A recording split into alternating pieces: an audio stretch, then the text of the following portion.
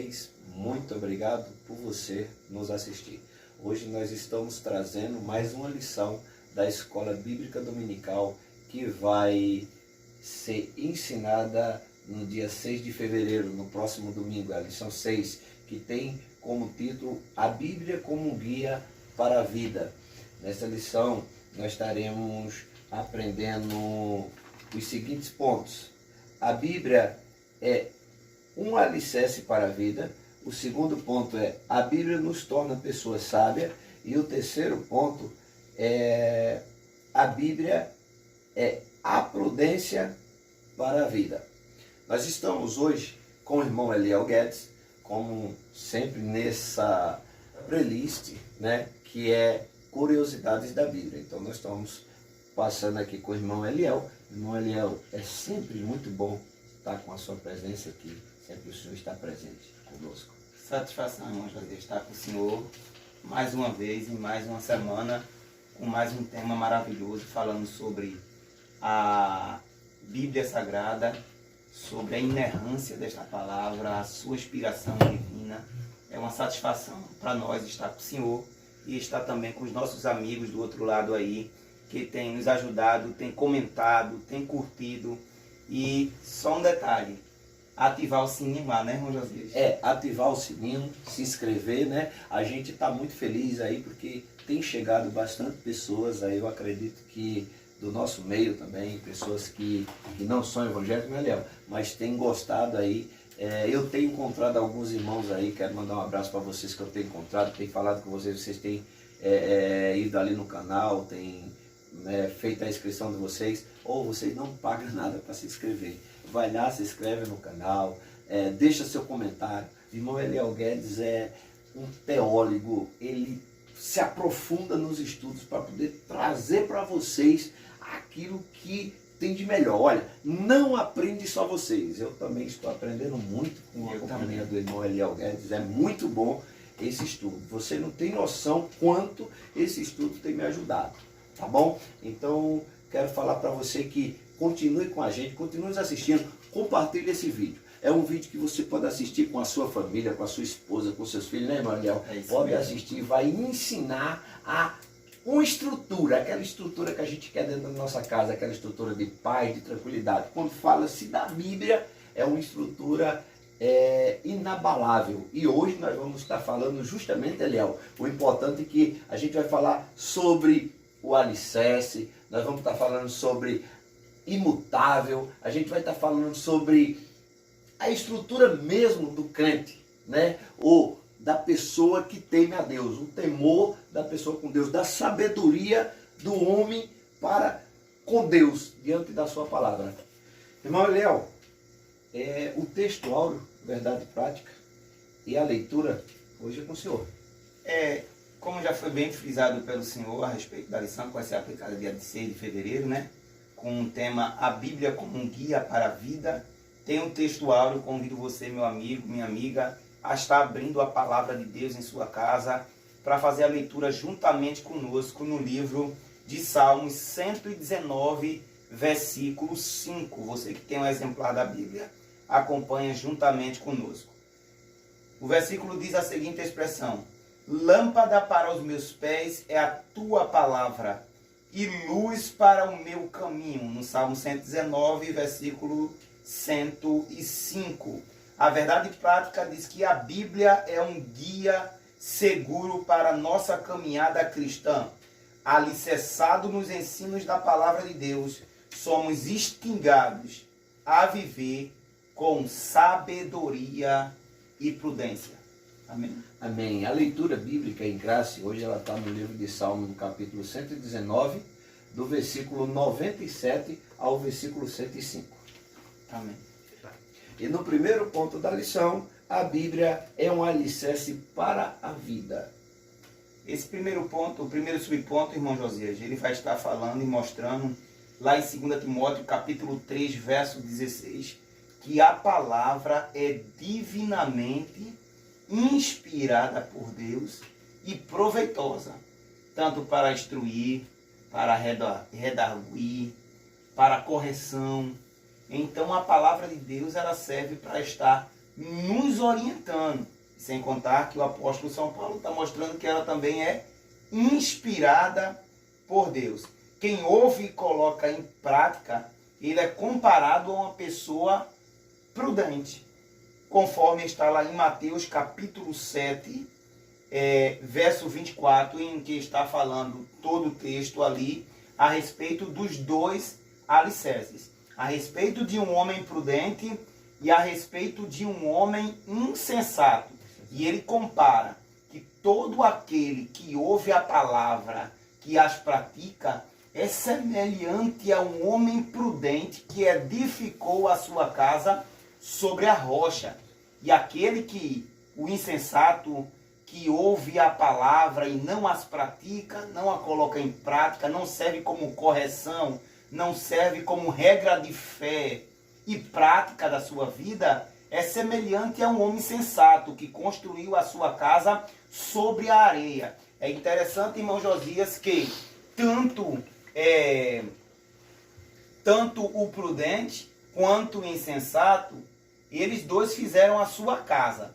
E é interessante que as catástrofes naturais tanto veio para o insensato quanto veio para o prudente. Isso fica bem claro que tanto o prudente quanto o insensato, os dois vão sofrer, vão padecer necessidade, uns ficam desempregados, o crente fica desempregado, mas também quem não é crente também fica desempregado. Aquele que serve a Deus também fica doente, assim como também o que não serve a Deus. Então a gente vê que as dificuldades, as lutas e a adversidade vem tanto para um como para outro. A chuva quando cai para o insensato, mas também cai para o prudente. Então as dificuldades tanto vêm para um como vêm para outro. Mas há uma única diferença. A diferença é que a casa daquele que é prudente, ele está edificando a sua casa sobre a rocha, vindo as dificuldades, as lutas, a adversidade que nos sobrevém sobre as nossas vidas, a casa não vai cair.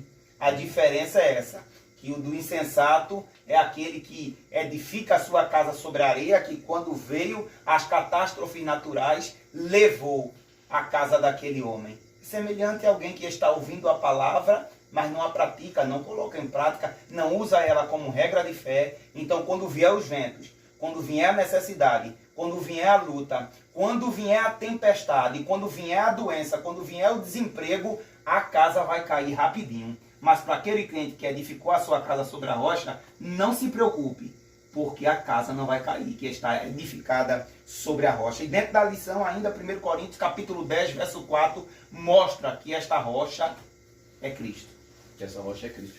Eliel, e o interessante, você mandar suas palavras, quando a gente fala sobre o homem sensato, prudente, aquele que construiu sobre a rocha, a gente vê uma pessoa que é baseada na palavra de Deus, essa pessoa ela tem uma estrutura, né, mais firme, que aguenta passar pela adversidade de cabeça em pé. Muitas vezes você não entende, olha para um crente, uma pessoa que está ali com a Bíblia, muitas vezes ele está com uma dificuldade terrível. Muitas vezes está desempregado, muitas vezes está faltando pão, muitas vezes está com alguém doente, mas ele ergue a cabeça e sabe que o socorro virá, né? Ele está firme nessa rocha.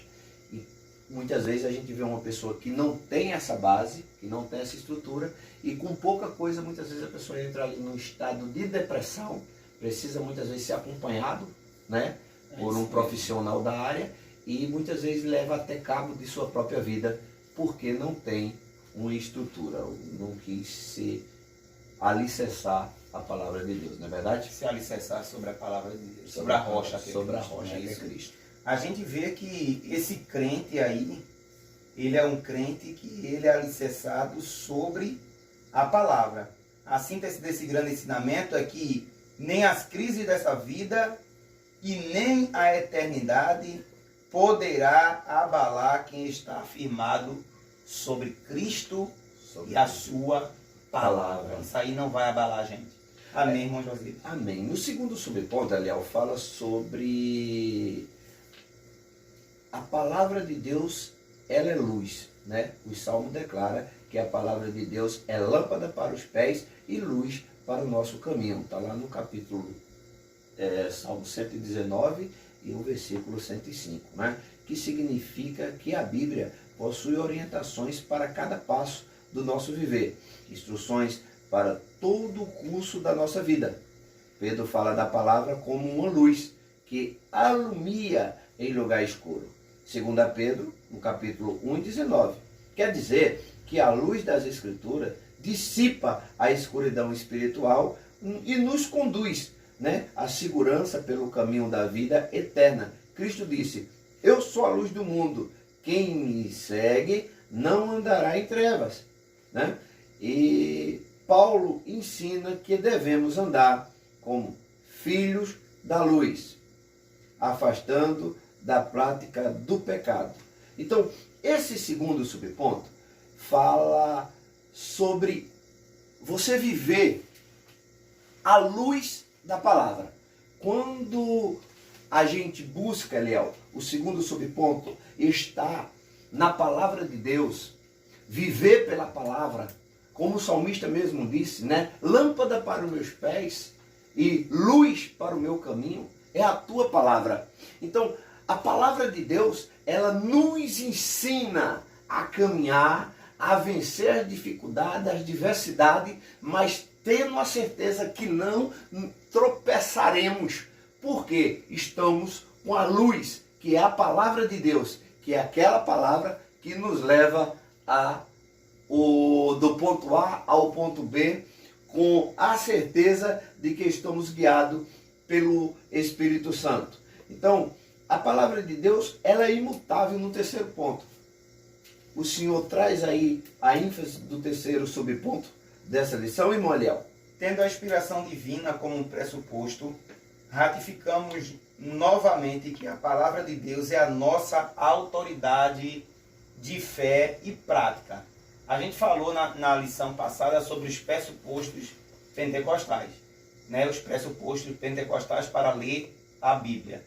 Então, dentro dos pressupostos está a questão da inspiração divina. A gente, como cristão pentecostal, a gente crê na inspiração divina da palavra. Porque lá em 2 Pedro, capítulo 1, verso 21, diz que a profecia, ela nunca foi produzida por vontade de homens.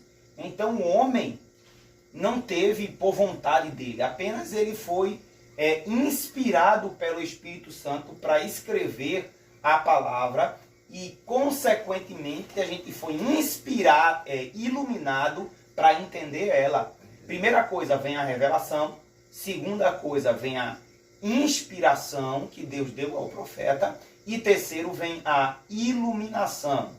Então, hoje, irmão Josias, não existe crente inspirado, né? No meio pentecostal, geralmente tem essa fala de dizer, hoje fulano estava inspirado, hoje o irmão Paulo, o irmão fulano estava inspirado. Mas essa questão hoje não existe, porque se eu tiver inspirado, então as minhas palavras que foi ali falada está na altura da Bíblia Sagrada. Então, a inspiração divina acabou com o fechamento do cânon em 95, quando João escreve o último livro, e lá, quando a igreja em si, no concílio, né, de Hipona, eles definem os 66 livros como sendo de inspiração divina. Então, a gente como cristão, a gente acredita que esta palavra, ela não foi produzida por vontade humana. João 10:35 diz que essas palavras não podem ser alteradas. Lá em Marcos 13:31 diz que pode passar o céu e a terra, mas estas palavras não hão de passar. Então, a gente crê que a palavra de Deus é imutável, ela não se altera, independente do tempo. Jesus Cristo é ontem, hoje e eternamente. Então, Jesus Cristo sempre vai ser um tema novo, tanto no Antigo Testamento como no Novo Testamento, até muito antes de ter fundado o século, ou ter fundado o mundo, Jesus já era uma notícia. E hoje continua sendo uma notícia nova também. Uma notícia nova também. Que maravilha, né? Amém. Então a gente vai vendo que a palavra de Deus realmente é imutável, né? É imutável. É imutável. fecha assim. A gente conclui aqui o primeiro ponto da lição e os seus 3 subpontos. Amém. O segundo ponto, irmão Eliel, a Bíblia nos torna pessoas sábias. O conceito da sabedoria. O senhor traz esse ponto. O conceito da sabedoria, irmão Josias, ele cita aqui 2 conceitos, ou seja, 2 substantivos, tanto em hebraico como também em grego. Em hebraico é o Hokma e em grego é o Sofia. Tanto um como o outro vai significar habilidade, experiência e qualidade de ser sábio. A obra da teologia sistemática, ou seja, a teologia sistemática de uma perspectiva pentecostal, ela fala que a sabedoria reúne o conhecimento da verdade com experiência no cotidiano. Significa que o conhecimento absorvido pela mente, ele deve ser aplicado em todas as situações de nossa vida. Nesse aspecto, o conhecimento sem a prática, ele não produz sabedoria. Ou seja, a gente tem o conhecimento, a partir daquele momento que a gente absorve o conhecimento, quando a gente vem colocar ele em prática, aí sim que essa pessoa é considerada uma pessoa sábia, quando coloca em prática. Porque se você tem só o conhecimento, mas você guarda para você, não tem como demonstrar. Ou guarda para você, ou não pratica. Ou não pratica. Sabe que aquilo é errado, mas continua fazendo da forma errada. Entendi. Então é importante para o nosso ouvinte que está nos ouvindo hoje, é importante que adquira conhecimento e que coloque esse conhecimento em prática para se tornar uma pessoa, como disse o salmista, né? Que o salmista ele fala, tem até uma parte aqui no livro de Salmos, me fugiu da mente agora, que fala sobre a sabedoria do salmista mediante os seus inimigos, né? Que tornava ele mais sábio do que os seus inimigos. Positivo, né? Realmente, de fato. O segundo subponto, né? O senhor concluiu aqui o primeiro? Sim, senhor. Sim, né? Então, você ouvinte entendeu, né? Que a sabedoria, ela precisa do conhecimento, né? É com conhecimento que gera a sabedoria quando se coloca em prática, né? Conhecimento, prática, sabedoria. Isso. E o segundo subponto fala sobre Deus é a fonte da sabedoria, irmão Eliel. Toda sabedoria, irmão Josias, acreditamos que vem de Deus. Sim. A sabedoria é oriunda do próprio Deus. Tanto é que ele cita primeiramente Daniel 2:20. Daniel 2:20 diz: Daniel, diante do rei Nabucodonosor, ele recebe a interpretação acerca da estátua, que ele tinha chamado todos astrólogos, astrônomos, todos sábios de dentro do seu reino, para estar interpretando seu sonho. Mas havia um único problema, irmão Josias. Ele havia esquecido o sonho. E Daniel ali pede um tempo a Arioque para orar, para que Deus concedesse a interpretação do sonho. Quando ele recebe a interpretação do sonho, ele se apresenta diante do rei, e Daniel diz, lá no versículo 20 do capítulo 2, diz a seguinte expressão: seja bendito o nome de Deus para todo sempre, porque dele é a sabedoria e a força. Ele diz, ele muda os tempos e as horas, ele remove reis e estabelece os reis. Ele dá sabedoria aos sábios e ciência aos entendidos. Ele revela o profundo e o escondido, e conhece o que está em trevas, e com ele mora a luz. A interpretação de Daniel aí, Daniel mostra de onde é que vinha a sua sabedoria. A sua sabedoria vinha de Deus, porque só quem conseguia entregar o sonho que o rei tinha esquecido era o próprio Deus, porque Deus é aquele que revela o profundo e o escondido, o que está em trevas, e o texto diz que ele sabe, e com ele mora a luz. Então Daniel aí é bem claro, mostrando ao rei, mostrando aos astrólogos, aos astrônomos, mostrando aos sábios do reinado que a sabedoria dele era oriunda do próprio Deus. E o interessante, irmão Eliel, que o senhor falou aqui a respeito de Daniel, né? O rei não disse qual era o sonho, né? Porque era fácil se o rei, então, falasse qual era o sonho, mas Deus fez com que o rei esquecesse o sonho para que Daniel interpretasse a sabedoria de Deus. Ele interpretou um sonho do qual o rei não falou. Do qual é positivo. O rei não chegou a citar para ele, né? Porque a gente sabe que os caldeus, a descendência dos caldeus, eles são um povo bastante inteligente. A gente acredita que os caldeus, ele é descendente de um homem chamado Arfaxede, e o Arfaxede é o pai dos caldeus. Então, os caldeus foram eles que descobriram que um círculo tem 360 graus. Eles também descobriram que o ano tem 365 dias, 15 horas, 33 minutos e 41 segundos. Então esse povo era muito inteligente. Se fosse contar ao rei, o rei fosse contar seu sonho, iria ser bem fácil, irmão Josias, para aquele povo interpretar o sonho do rei. Mas Deus tira o sonho do rei, porque é Deus que revela o que está oculto e o que está escondido. O que tiver pode ser no baú que foi jogado no fundo do mar. Deus sabe. Eu me lembro do irmão, quando estava pregando, ele disse que Deus sabe onde está a pulga preta em cima do mármore preto em uma noite escura. É interessante. Então Deus, ele sabe de todas as coisas. Amém, irmão José? Amém. No Salmo 139 fala, né? De onde me esconderei? Né? Da presença da Cristo. Não tem como se esconder. Não tem como se esconder. Léo, muito bom. Agora a gente vem aqui para... É o terceiro subponto? Nós falamos sobre o segundo subponto, não foi? E o terceiro subponto, ele fala, Léo, sobre o temor. Né? O temor do homem, ele diz aqui, ó, o temor é o princípio da sabedoria. Positivo. Né? Então, a Bíblia registra que o temor do Senhor é o princípio do saber também. Né? A frase temor do Senhor não significa ter medo, Eliel. Muitas pessoas interpretam dessa forma. Ter medo. Ter medo de Deus. Não é ter medo de Deus. O conceito aqui que ele mostra, que vem a expressar aqui, seria a questão de reverência. Certo. Reverenciar a Deus. Adoração a Deus. Isso é que é ter temor a Deus. Obediência a Deus. Não é ter medo de Deus. Deus não é um carrasco. Não é isso. Deus é uma pessoa que é amor. Ele também repreende.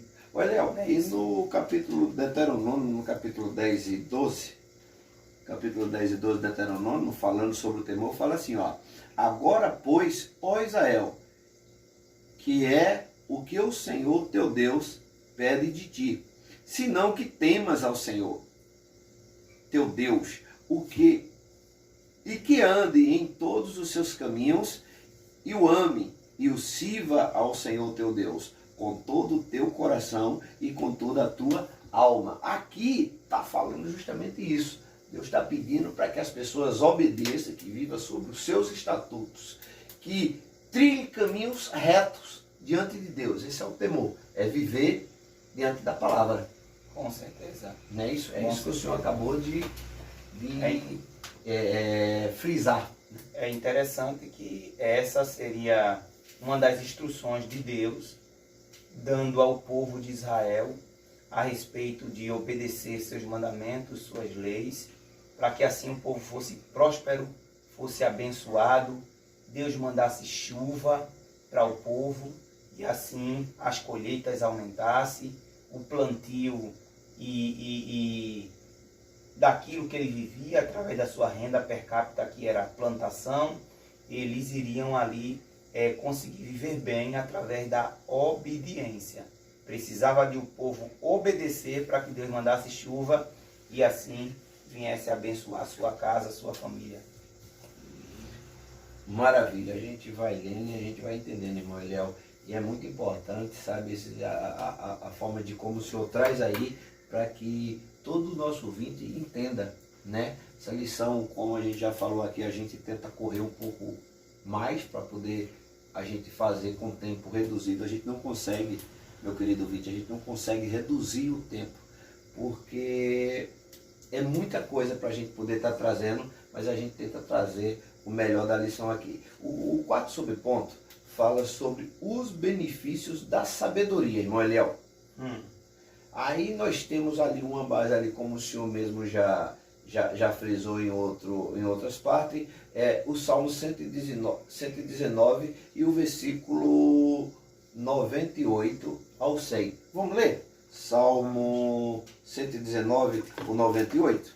Então, vamos ler aqui, para daí a gente abrir aqui, né? Diz assim, ó. Tu, pelos teus mandamentos, fazes mais sábio que meus inimigos, pois estão sempre comigo. E aí, sucessivamente, falando aqui sobre o princípio da sabedoria. Aquilo que a gente falou antes, né? A gente já tinha dado uma palavra sobre isso, da sabedoria, e aqui no quarto ponto, a gente está falando aqui que o salmista Davi, ele fala se que tornou mais sábio que seus amigos. É o benefício da sabedoria. E a gente vê aí os benefícios da sabedoria falado pelo filho de Davi, Salomão, em Provérbios 9 e 12. Diversos benefícios da sabedoria é dada ao cristão, através da sabedoria, daquele que busca, que é o conhecimento, a sabedoria. A prática, chegou a sabedoria, aí traz isso aqui que o salmista acabou de falar, não é isso? Com certeza, com certeza. Ele fala também que aquele que busca a sabedoria, ele acumula conhecimento. Aquele que busca a sabedoria acumula conhecimento. Esse é um dos primeiros benefícios da sabedoria. O segundo, o sábio, ele vai ganhar almas. O sábio, através da sabedoria que ele adquiriu de Deus, ele vai ganhar almas. O terceiro, ele vai se tornar próspero.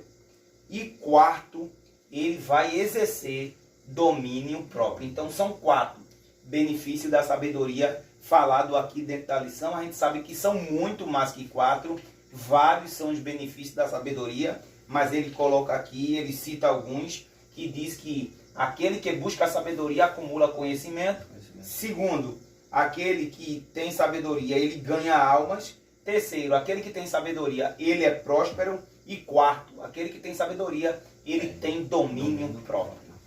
Então, os benefícios da sabedoria são adversos. Amém, Josias? Amém, Eliel. Satisfeito aqui nesse quarto ponto. O senhor tem mais alguma coisa para trazer sobre esse ponto aqui? Não. Porque quando fala sobre domínio próprio, né, Eliel?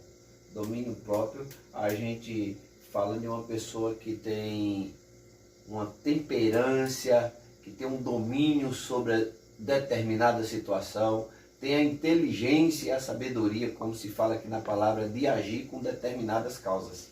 Domínio próprio vai falar também no Novo Testamento, que seria a temperança. A temperança é o domínio próprio. Amém, Eliel. A gente conclui aqui mais o segundo ponto da lição. Eliel, entramos no terceiro ponto da lição. Esse terceiro ponto fala: a Bíblia é a prudência para a vida. E o primeiro subponto fala o conceito de prudência. O conceito de prudência. O dicionário Wycliffe, ele primeiro cita o dicionário Wycliffe falando sobre o conceito hebraico. No conceito hebraico, que é o arum, que é usado no sentido positivo para identificar uma pessoa sensata. No hebraico, arum vai identificar uma pessoa sensata. Agora, no grego, ele seria, tem um significado, no grego, sinetos. Sinetos enfatiza uma decisão inteligente. O dicionário Vine, ele destaca um substantivo grego, phronesis, e suas declinações que denotam a sabedoria em prática. Uma pessoa prudente é aquele que tem a sabedoria em prática. Não é isso que está colocando em prática. Em termos gerais, a prudência é a virtude que evita ações temerárias. Nesse aspecto, com cautela e bom senso, uma pessoa prudente é capaz de decidir e fazer uma escolha correta. Através da sabedoria, essa pessoa vai se tornar uma pessoa prudente e que só vai tomar as suas decisões da forma correta, da forma pensada. Isso faz com que você seja um crente pensante, ou seja, antes das atitudes, a gente pensar antes de forma prudente, antes de praticar. Antes de fazer. praticar, né? Então, é isso mesmo. Inclusive no capítulo de Lucas, Lucas 10, 42, fala sobre Marta e Maria, né? É aquela passagem lá que Jesus está dando instrução e Marta sempre ocupada com seus afazeres, enquanto Maria, ela escolhe ficar ali ouvindo Jesus falar. Vamos ler o que diz? E diz assim, ó, no versículo 10, 41 e o 42. Eu vou ler esses dois versículos que diz assim: e respondendo Jesus disse-lhe, Marta, Marta, estás ansiosa e afadigada com muitas coisas. Nesse primeiro versículo, mostra uma pessoa que, diante do cotidiano, do dia a dia de trabalho, muitas vezes não para, né? Está sempre ali ocupado na correria e tal, e não para ouvir. E é importante muitas vezes a gente parar um pouco para escutar alguém que tem algo a nos ensinar. Neste caso aqui, nada mais, nada menos do que Jesus estava na casa, né? E que tem a própria sabedoria, porque ele é a própria sabedoria. Aí ele diz assim, mas uma só é necessária, e Maria escolheu a boa parte, qual não lhe será tirada. Aí Jesus enfatiza aqui e dizendo, Marta, estás ansiosa, tal, mas Maria escolheu a boa parte, porque dela não será tirada. Aí, Eliel, podemos concluir que a sabedoria vinda de um conhecimento, colocada em prática, gerada sabedoria, não pode ser mais tirada da gente, porque a gente acabou tendo aquilo ali, como o senhor mesmo falou, está com a mente cheia de conhecimento, e conhecimento da palavra. Deu para o senhor entender? Deu.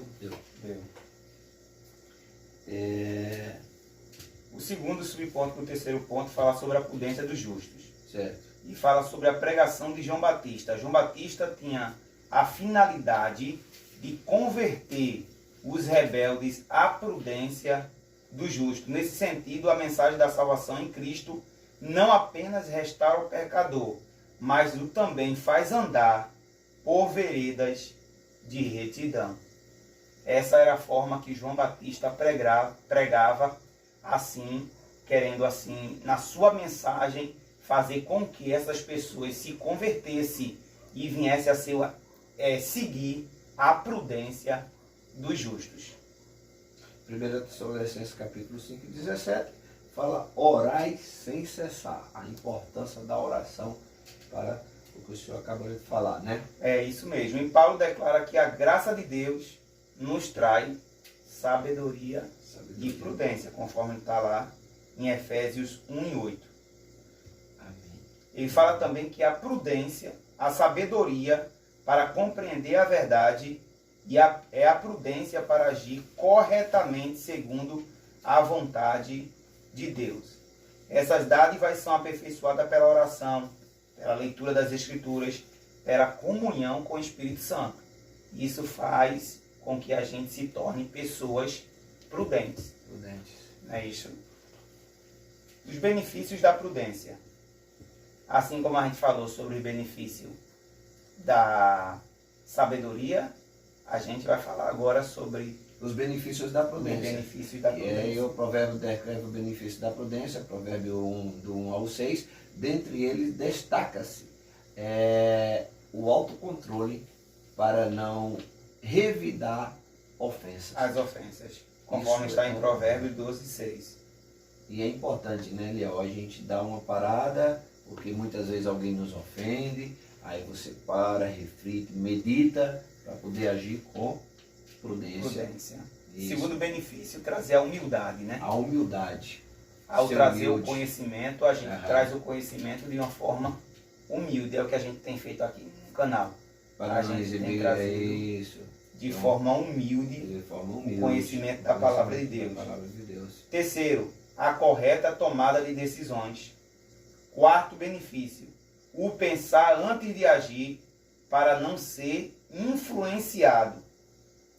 Quinto benefício da prudência, o alcance da boa reputação e alta posição, conforme Provérbios 14:31.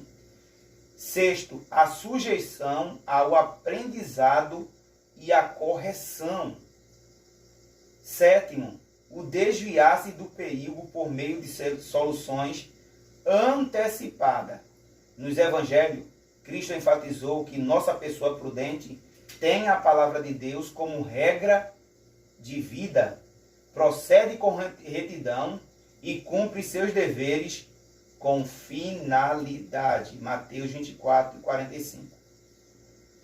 Isso aí fecha o último subponto do terceiro ponto, falando sobre os benefícios da prudência. São Ser vários, prudente. como foi citado. São vários, né? É. A gente fala de uma pessoa prudente, toda maneira de pensar, agir, a gente agir ali pela palavra. É importante que um homem, uma mulher, aquele que se dedica à palavra e que usa como uma bússola, né, procurando meditar, orar, como tudo aqui que a gente falou, a gente entende que essa pessoa aprende com o decorrer a ter temperância, a ter cautela e discernir, né, assim, fazer o discernimento do que é certo e o que é errado, para não agir, Com certeza. como que fala? Precipitadamente, né? Precipitadamente. Precipitadamente, para não agir precipitadamente. A Bíblia é um guia seguro, né? Ele, na conclusão, ele diz que a Bíblia é um guia seguro para a nossa caminhada cristã. Irmão Eliel, o senhor tem mais alguma coisa para falar sobre esse tema? Encerramos por aqui. Encerramos. Ele encerra com Mateus 7, da mesma forma que ele começou, a respeito do homem prudente e do homem sensato, do homem sensato, que fez a sua casa sobre a rocha. Sobre a rocha. E cada cristão, cada crente que estiver aí, cada casa que estiver aí nos assistindo nesse momento, que venha edificar a sua casa sobre a rocha, que é Cristo, sobre a palavra de Deus. Esta palavra aqui vai ser um guia de fé, de prática para a tua vida, e vai fazer com que a tua casa, teus filhos, tua família prospere e seja abençoada, seguindo os padrões bíblicos da palavra de Deus, irmão Josias. Amém. Amém, irmão Eliel. Satisfeito com a palavra, quero dizer para você muito obrigado mais uma vez por você nos assistir. Fica conosco, se inscreva no canal, deixe seu joinha, compartilha com seus amigos. Aqui está irmão Josias, irmão Eliel, somos dois homens que buscam se dedicar na palavra para trazer para você um pouco daquilo que o Senhor tem nos dado. Então a gente tem buscado aqui a palavra para poder estar trazendo um conteúdo que você possa assistir juntamente com a sua família. Agradeço muito pela presença do nosso irmão Eliel Guedes, que está todas as quinta-feiras. Nós estamos tentando fazer essa lição um pouco antes, mas a gente não está conseguindo, né? Eliel, alguns obstáculos, mas toda quinta-feira o irmão Eliel tem tirado um pouco do seu tempo para estar aqui, para junto a gente trazer essa palavra. Deus abençoe você grandemente, em nome de Jesus. Amém, irmão Josias. Irmão Eliel. Amém.